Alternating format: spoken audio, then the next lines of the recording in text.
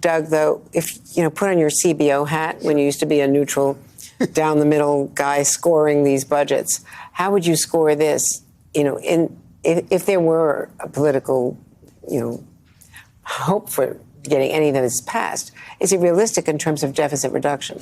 I think if you look at the numbers, the key moment is going to be when the CBO looks at the economic impact of the president's budget. They do the scoring, then they do a separate analysis that says, okay, how much will the economy grow if we do all this stuff?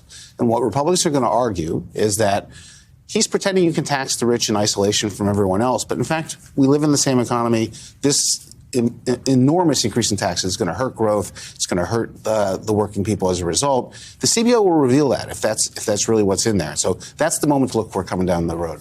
And let's talk about the debt ceiling, because that's the next real crisis. We can talk about budgets, but we all know how difficult it is to get anything passed in terms of a real budget here.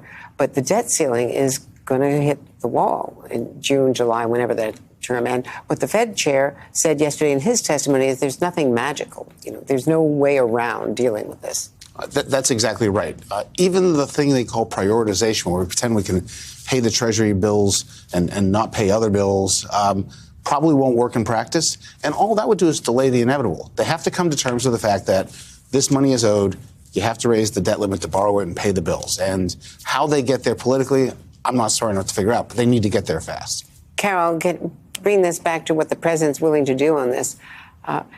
If he's not going to negotiate, that's just a starting point, right? At some point, he's not going to get a clean debt ceiling bill.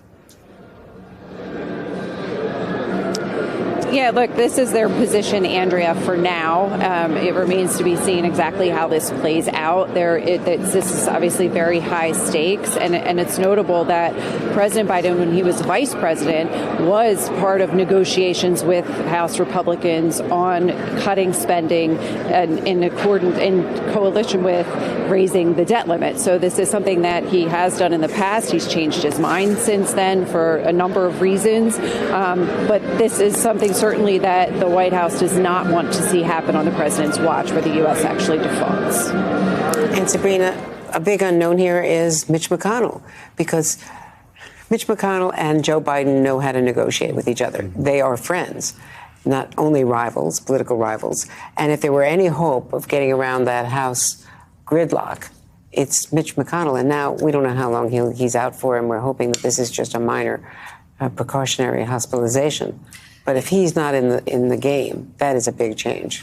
Right. It's hard to really overstate Leader McConnell's impact within the Republican conference. He is the longest-serving Republican leader, and we don't know, as you point out, how long he will be away in what is already a very narrowly divided Senate and a narrowly divided House. So, every vote is really key. But look, I think he has negotiated with President Biden in the past. He was key to those negotiations under the Obama administration when Biden was vice president. So he certainly will play a critical role, even I think if he's not physically there in person, in these negotiations to come. And Doug, you know the importance of Mitch McConnell. You've dealt with him this is on all of these budget negotiations. His knowledge of the budget is unparalleled. He's extraordinarily knowledgeable. He's a great tactician. And you can just see him watching this debate and waiting for the right time to enter.